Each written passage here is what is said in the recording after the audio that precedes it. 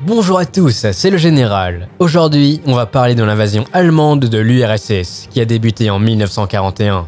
C'est l'opération Barbarossa, la plus grande invasion terrestre de l'histoire. Alors non, Jean-Kévin, la défaite allemande sur le front de l'Est, ce n'est pas simplement à cause de l'hiver, ce serait trop simpliste. En réalité, il y a plusieurs facteurs à prendre en compte pour expliquer la défaite allemande à l'Est. D'ailleurs, mettez un commentaire si vous le savez déjà. De 1, on doit poser le contexte historique. Nous sommes en 1941, et ça tombe bien, c'est la finale de l'Euro 1941. La Russie contre l'Allemagne, le classico-classique, la revanche de 1914. À cette période de la Seconde Guerre mondiale, l'Allemagne n'a pas réellement d'adversaire en Europe. Seule l'Angleterre et ses minions du Commonwealth tiennent tête au Reich. Un pacte de non-agression entre l'URSS et l'Allemagne a été signé. C'est le pacte Molotov-Ribbentrop. Dans les clauses du contrat entre les deux puissances, il inclut un partage de la Pologne et des pays baltes. Mais calmez-vous, c'est pas des chips à partager ces pays. Mais le petit moustachu allemand est fourbe. Il va trahir Staline et ainsi rompre le pacte de non-agression. C'est la surprise du chef, comme on dit dans le milieu.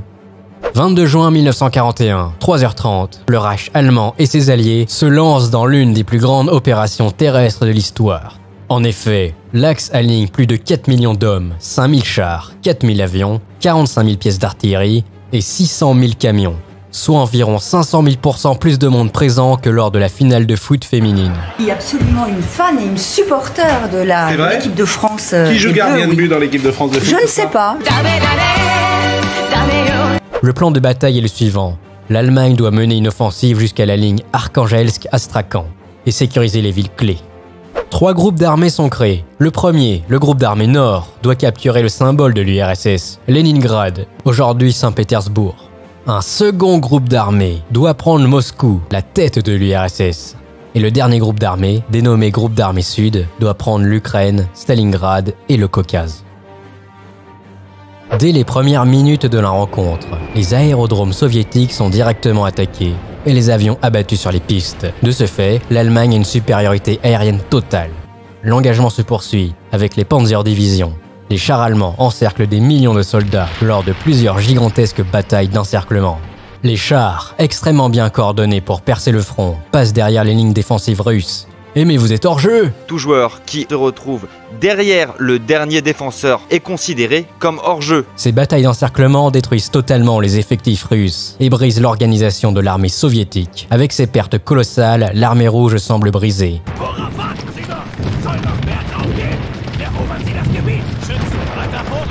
L'arrivée de la boue d'automne, la Rasputitsa, permet aux soldats russes de temporiser l'avancée allemande. Alors la Rasputitsa, c'est grosso modo de la gadoue bien grasse. Donc forcément, ça ne fait ni plaisir aux équipages de chars, ni au haut commandement allemand. Bon, sauf certains fétichistes bizarres de la boue. Suite à cet épisode peu ragoûtant, l'hiver vient et fait gagner du temps aux Russes. Car certains véhicules allemands ne sont pas prévus pour le froid. Les soldats allemands commencent aussi à avoir froid. Équipés de leurs tongs claquettes, ils ont très froid. Malgré l'hiver, la Wehrmacht progresse et continue toujours d'avancer sur les terres soviétiques. Ils arrivent aux portes de Moscou. Ça commence à sentir la fin des haricots pour Stalinou. Mais alors que la situation était désespérée, un miracle se produit. Les Allemands sont repoussés à quelques kilomètres de Moscou, grâce à l'héroïne Anne Frank, grande tacticienne russe connue de tous pour son génie stratégique qui nous a sauvés des Allemands. Ah non, je me suis trompé, c'est Zhukov, bordel la queue. Attendez, dites-moi que vous connaissez Zhukov, en cours d'histoire vous l'avez appris, non? C'est la base. Grâce à Zhukov, qui organise la défense de Moscou, et l'arrivée des troupes hivernales russes venues de la Sibérie permettent de repousser les Allemands et mettre Moscou en sécurité.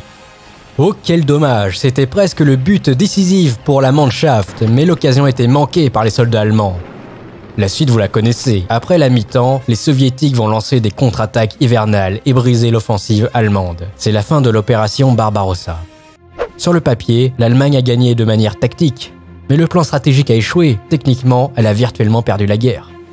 Maintenant qu'on a résumé la situation, on va analyser les raisons de l'échec de l'opération Barbarossa.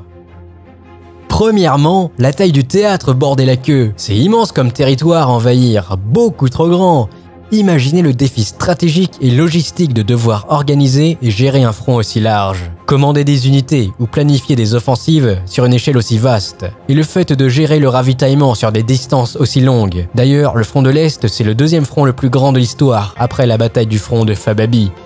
Et le pire dans tout ça, c'est le plan éclaté au sol de l'état-major allemand. C'est quoi ça? Déjà que l'axe a une quantité d'hommes limitée, ils veulent aller à la fois au nord, au centre et au sud. Ils sont complètement zinzin, c'est de la folie pure de créer un front aussi large.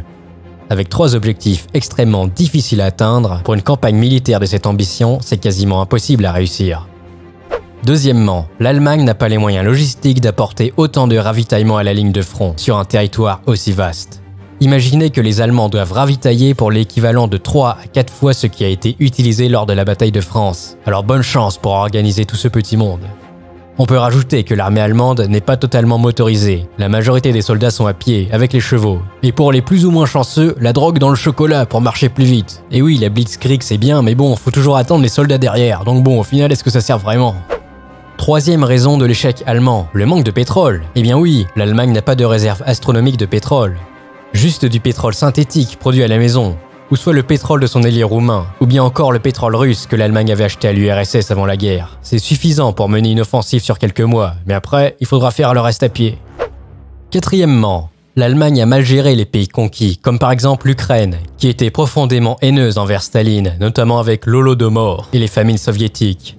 L'Allemagne va faire travailler les Ukrainiens jusqu'à l'épuisement et se mettre à dos des alliés potentiels. Le résultat, plus de partisans à gérer, et les partisans qui se cachent dans la forêt, attaquant les lignes de ravitaillement, ça doit rendre Hans complètement zinzin. On peut dire que c'est les rebelles de la forêt russe.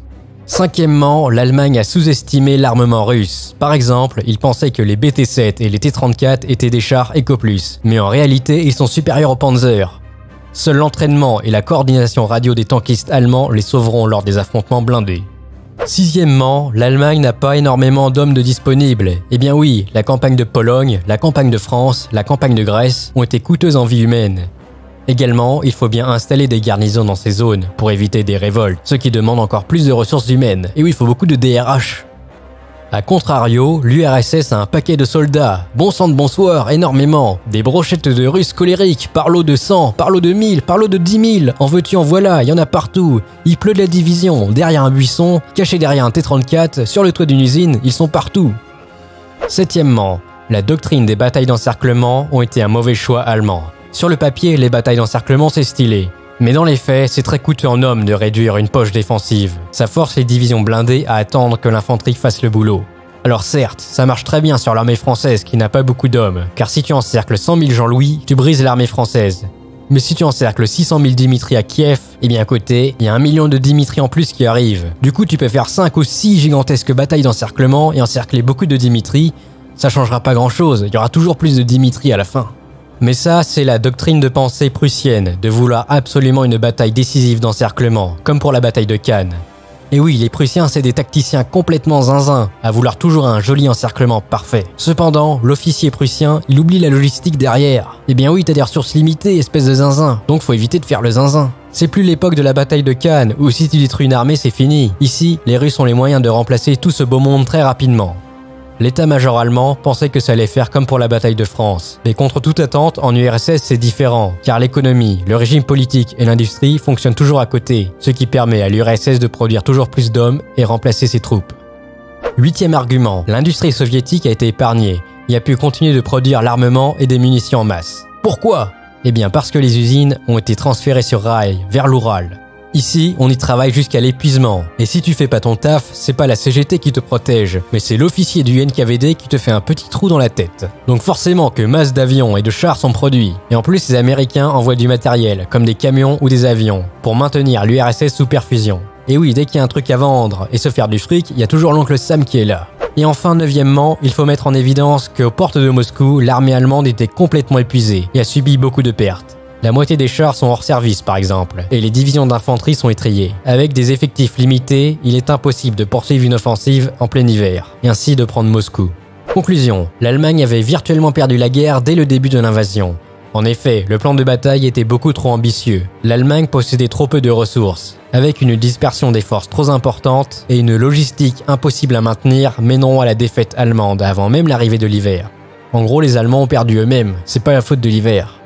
Bon voilà, n'oubliez pas de me dire dans les commentaires vos avis et comment vous aurez organisé une meilleure offensive allemande pour remporter le front de l'Est. Je vous laisse débattre dans les commentaires et moi je vous dis bye bye, c'était le général et moi j'y vais.